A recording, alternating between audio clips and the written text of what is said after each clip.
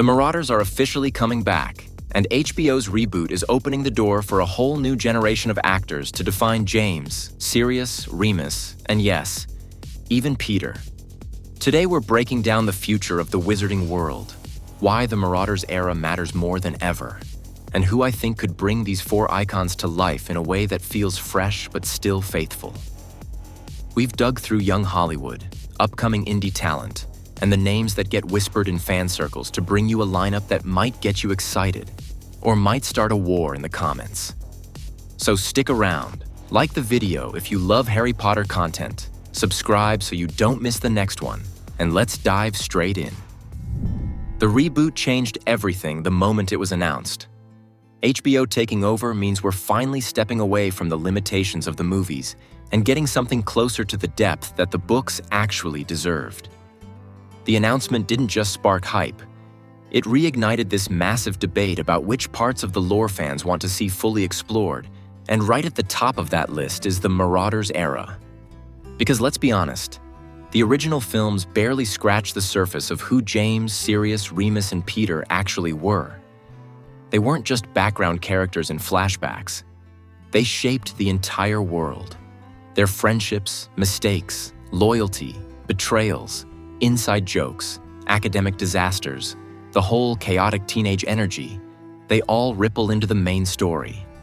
The reboot isn't just a second chance. It's the opportunity to finally explore the era that built both Harry and Voldemort's rise. And that's why we're here today, to cast the next generation of Marauders. Not carbon copies of the original actors, not the predictable fan favorites, but actors who can carry a TV series, grow with the characters, and bring out the layers that the films never had time to explore. James's charisma, Sirius's emotional depth, Remus's quiet resilience, Peter's insecurities. They're not archetypes. They're complicated young men whose choices changed history. Before we move on, hit the like button if you want more deep dive casting videos, because this rabbit hole is endless. James Potter, the leader. James Potter is tricky, not because he lacks depth, but because he's often misunderstood. If you only watch the movies, you'd think he was a generic, arrogant jock. But in the books, he's charming, magnetic, goofy, loyal, a natural leader, a bit of a show-off, and genuinely adored by the people around him. He's the guy who lights up a room, makes stupid jokes, and drags you into trouble. But you go with him because he makes you feel invincible. To embody that energy, we're looking for someone who can play confidence without turning it into an ego trip. Someone who can be mischievous but also warm. And that brings us to our top four contenders: Jonah Hauer-King, Alex Lawther, Louis Partridge, and Aaron Taylor-Johnson. Let's start with Jonah Hauer-King. He has that natural good guy main character glow. He's got the looks, the charisma, the slight smugness that you weirdly find endearing, and the emotional range to switch from playful to serious when the story turns darker. James needs to feel like someone who could convincingly become a father Harry would admire, and Jonah ticks that box without even trying. Now, Alex Lawther might seem like a wild card, and I can already hear some of you typing aggressively. But the guy is unpredictably brilliant. He can do awkward, comedic, dramatic, everything. If HBO wanted a slightly unconventional James with softer features but a powerful emotional core, Alex could shock everyone. Louis Partridge, on the other hand, feels like the fan favorite pick. He has that messy hair, badly hidden charm thing going on. He looks like someone who would be the center of attention without really trying. But he also has the ability to get serious when he needs to. He could easily nail the popular but not cruel version of James that the films never had time to show. And finally, Aaron Taylor-Johnson. Older than the rest, but listen. If HBO decided to cast the Marauders a bit older, he would bring an intensity and magnetism that could elevate James into something unforgettable. He could ground the character while still keeping him playful and reckless in the early years. Whichever direction HBO goes, James is the first domino that affects every other casting choice. And you already know fans are going to fight over him harder than any other role. So, before we move on, let me know in the comments who your James would be. And don't forget to subscribe if you're still here hanging out with me. Sirius Black, the rebel.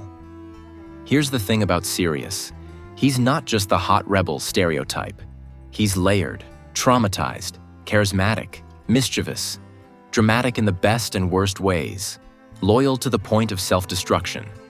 He's the friend who would climb out of a window at 3 a.m. to help you, then complain the whole time but still do it.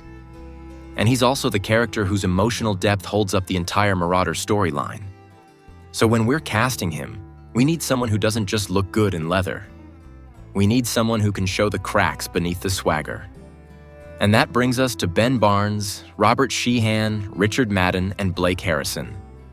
Ben Barnes is probably the closest thing to a real-life Sirius Black we've ever seen. He has mastered the tormented hero with great hair archetype.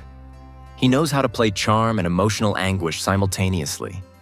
And let's be honest, Sirius fans would riot in the streets, in a good way, if he were cast.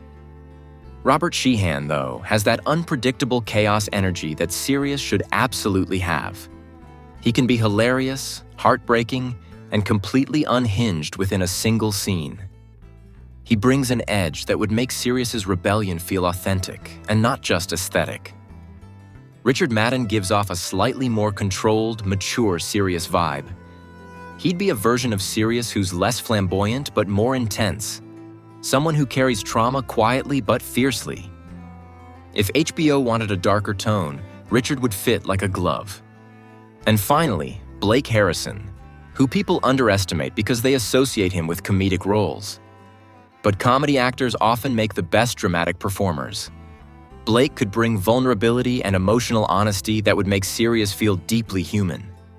Casting Sirius is about chemistry as much as anything else. The actor needs to vibe with James immediately. You need to look at them and believe these two idiots would die for each other without hesitation. Whoever HBO picks, that dynamic will make or break the Marauders. By the way, if you're enjoying this breakdown, drop a like. It helps the video more than you think. Remus Lupin, the thinker.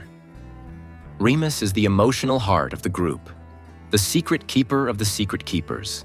He's wise beyond his years, but still painfully young, still insecure, still trying to fit in despite constantly feeling like an outsider. To play Remus, you need someone who can make silence feel meaningful.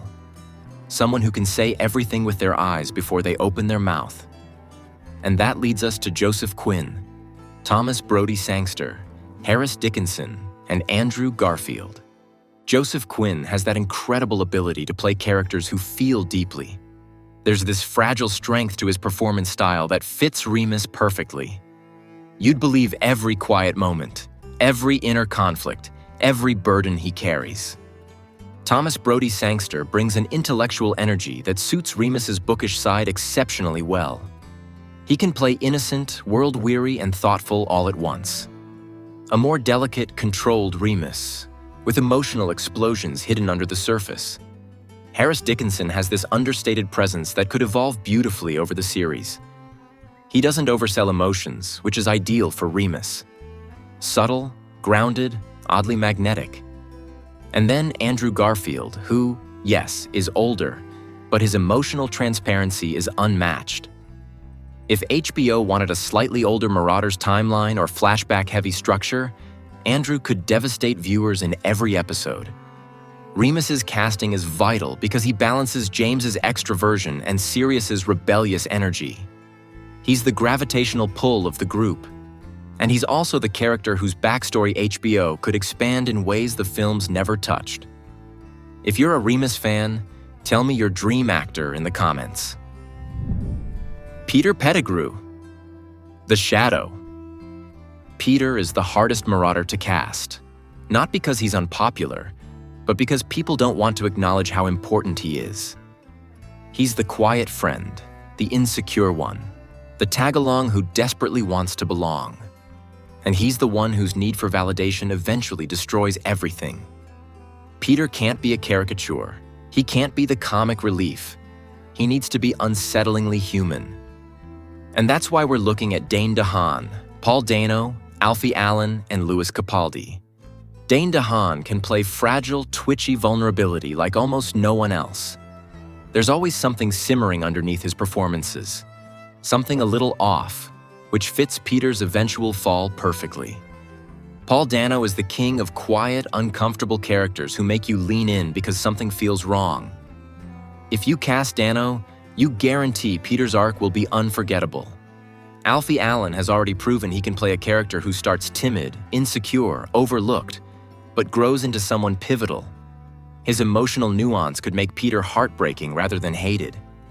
And then there's Lewis Capaldi, who, yes, is mainly known for music, but he has the emotional honesty, the awkward charm, and the vulnerable presence that could turn Peter into a three-dimensional person instead of the fandom's favorite punching bag. Peter's casting will decide whether HBO wants him to be a tragic figure or a straight villain. And honestly, making him sympathetic early on would make his betrayal 10 times more brutal. Drop your Peter casting ideas below, because I know this one is going to divide the comments for days. So that's our future Marauders lineup. 4 characters, 4 arcs, and 4 roles that could define HBO's reboot for an entire generation. Whether you agree with these picks or you're ready to start a full-blown casting riot, this is the moment where the fanbase can shape the conversation. HBO is listening, the fan communities are loud, and the Marauders deserve a cast that reflects their depth and complexity. And now it's your turn. Which uncast Harry Potter characters should I cover next? Lily? The Next Generation? The Founders? Drop your requests in the comments and I'll pick the most popular ones for the next video. If you enjoyed this deep dive, hit the like button. If you want more casting breakdowns, lore videos, or behind-the-scenes updates on the reboot, make sure you subscribe. Thanks for watching, and I'll see you in the next one. Peace.